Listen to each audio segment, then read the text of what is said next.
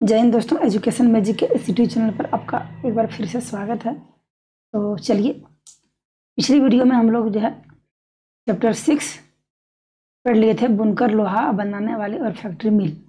इसका जो कॉन्सेप्ट है वो हमारा क्लियर हो चुका है। तो अगर आपने नहीं वो वीडियो देखा है तो प्लेलिस्ट में वो वीडियो है, इसके जस्ट एक बैक में वो वीडियो बनाया गया है, तो आपको हम डिटेल में समझाए हैं। तो पहले आप कॉन्सेप्ट को देखिए, उसके बाद आप क्वेश्चन आंसर को कीजिए।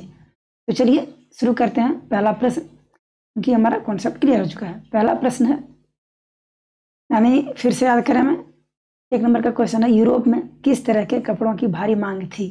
ठीक है, तो दोस्तों यूरोप में भारत के मलमल, चिट, कढ़ाईदार और रेशमी कपड़ों की बहुत मांग थी, क्योंकि ये जो है यूरोप में इस तरह के कपड़े नहीं बनते थे, और यहाँ के कपड़े बहुत महीन और टिकाऊ होते थे और जो है सुंदर भी होते थे। इसीलिए जैसे रेशमी कपड़ों का बहुत डिमांड था यूरोप में, बहुत ही ज़्यादा। मलमल पहनने में जो है अच्छा लगता है, इसीलिए उस तरह के कपड़ों की डिमांड थी। तो ये हो गया इसका आंसर 1 नंबर का। अगला है 2 नंबर प्रश्न कि जामदानी क्या है। तो जामदानी एक प्रकार का मसलिन कपड़ा है जिसमें सुंदर बुनाई और जटिल डिजाइन बनाए जाते थे। यह मुख्यतः जो है ढाका यानी अब बांग्लादेश में बुना जाता है।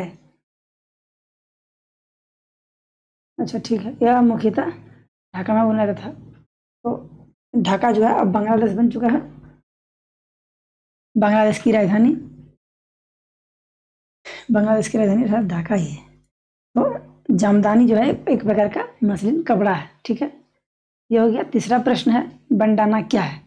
तो बंडाना एक तरह का रंग बिरंगा छपा हुआ कपड़ा है, इस पर कलाकृतियां और डिजाइन छापे जाते थे। इसे अक्सर सिर पर बांधने या कपड़े के रूप में इस्तेमाल किया जाता था। यानी बंडाना जो है एक प्रकार का रंग बिरंगा जो है कपड़ा होता था छपा हुआ, इसमें जो है अलग अलग प्रकार के डिजाइन और कलाकृतियां जो है बनाई जाती थी। इसको जो है अक्सर सिर पर बांधने या कपड़े के रूप में इस्तेमाल किया जाता था। अगला है, अगरिया कौन होते हैं। अगरिया मध्य भारत की एक जनजाति है जो परंपरागत रूप से लोहा गलाने और लोहे के औजार बनाने का काम करती थी। तो अगरिया जो है एक प्रकार की भारतीय जनजाति थी मध्य भारत की, जो लोहा गलाने और औजार बनाने का काम करती थी। तो इस प्रकार से हमारा ये चारों जो है क्लियर हो चुका है। आगे बढ़ते हैं, प्रश्न संख्या 5 नंबर में है, रिक्त स्थानों की पूर्ति कीजिए, रिक्त स्थान को भरना है। तो इसमें कौन नंबर में है, अंग्रेजी का सिटंज शब्द हिंदी के डैश शब्द से निकला है। तो यह किस शब्द से निकला है, तो यह हिंदी के छींट शब्द से निकला है। तो छ में दीर्घ, उसके बाद अनुस्वार और ट, छींट शब्द से निकला है। ठीक है, तो अंग्रेजी का जो सिटंज शब्द है वो हिंदी के छींट शब्द से निकला है। अगला है, टीपू की तलवार डैश स्टील से बनी थी। ठीक है, तो यहाँ होगा वुड्स, उसका जो तलवार है वो में दीर्घ ट और जो, तो एक प्रकार का एक स्टील होता है, वुड्स स्टील से बनी थी।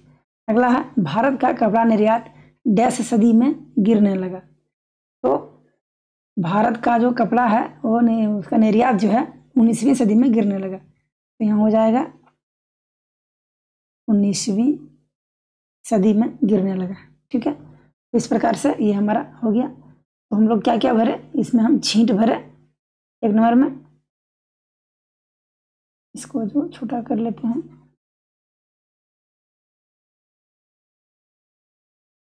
एक नंबर में हुआ छींट, 2 नंबर में हुआ वुड, और 3 नंबर में हुआ 19वीं सदी। यहाँ सदी लिखा हुआ है, ठीक, तो 19वीं सदी में ये इसका हो गया। ठीक है, 5 नंबर कंप्लीट। अगला है 6 नंबर, इसमें उसके ऊपर में आइए विचार करें। 6 नंबर में है, विभिन्न कपड़ों के नामों से उनके इतिहासों के बारे में क्या पता चलता है।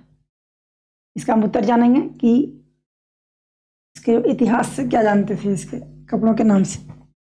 ठीक है, तो कपड़ों के नाम हमें यह बताते हैं कि उनका उत्पादन कहाँ होता था और उनकी विशेषताएं क्या थी। ठीक है, उसका उत्पादन कहाँ होता था और उनकी विशेषताएं क्या थी, इससे हमको बताया जाता है। जैसे हो गया मलमल, मलमल जो है ढाका में, मलमल जो है ढाका, यह बहुत महीन और हल्का कपड़ा होता था, ठीक है। जमादानी ढाका में बुना गया सुंदर डिजाइन वाला कपड़ा होता था। छीट या चिटन, चिटन जो है फूल पत्तियों की छपाई वाला कपड़ा होता था। बंडाना रंग बिरंगे छपे कपड़े, तो इससे जो है कपड़ों की भौगोलिक पहचान और उनकी प्रसिद्धि के बारे में पता चलता है। इसीलिए हमें कपड़ों के नामों से उनके इतिहासों के बारे में पता चलता है, यही सब, ठीक है। अगला है 7 नंबर। 7 नंबर में है इंग्लैंड के ऊन और रेशम उत्पादकों ने 18वीं सदी की शुरुआत में भारत से आयात होने वाले कपड़े का विरोध क्यों किया था। इसका उत्तर यह है कि भारत से आयातित कपड़े सस्ते और सुंदर थे, ठीक है। उनकी भारी मांग के कारण इंग्लैंड के ऊन और रेशम उत्पादों की बिक्री कम होने लगी। इस कारण इंग्लैंड के उत्पादकों ने भारतीय कपड़ों के आयात का विरोध किया और सरकार से रोक लगाने की मांग की, जबकि ऐसा हुआ नहीं। भारत से बहुत बहुत ही ज़्यादा मात्रा में कपड़ा जो है वहाँ पहुँचता था, ठीक है। तो यहाँ जो है कपड़े सस्ते और सुंदर होते थे, वहाँ ले जाके महंगे बेचते थे, इसीलिए बेचने वाले को फायदा होता था। फायदा नहीं होगा तो वो नहीं बेचेगा, ठीक है। अगला है 8 नंबर। 8 नंबर है ब्रिटेन में कपास उद्योग के विकास से भारत के कपड़ा उत्पादों पर किस तरह के प्रभाव पड़े। इसका उत्तर क्या हो जाएगा, ब्रिटेन में मशीन से बने कपड़े भारत में आने लगे। ये कपड़े सस्ते थे, इसलिए भारतीय बुनकरों की मांग घट गई। ब्रिटिश सरकार ने भारतीय कपड़ों पर भारी कर लगाए। नतीजन भारत के बुनकर बेरोजगार हो गए और कई को खेती या मजदूरी करनी पड़ी, ठीक है। तो ब्रिटेन में जो है मशीन से बने कपड़े भारत आने लगे और जो है भारतीय जो कपड़े थे उसके बशर्ते जो है वो सस्ते होते थे, ठीक है। तो जो है उसकी मांग घट गई और ब्रिटिश सरकार ने भारतीय कपड़ों पर भारी कर लगा दी। अगला है 9 नंबर। 19वीं सदी में भारतीय लौह प्रगलन उद्योग का पतन क्यों हुआ। तो इसका उत्तर है कि अंग्रेज सरकार ने जंगलों से लकड़ी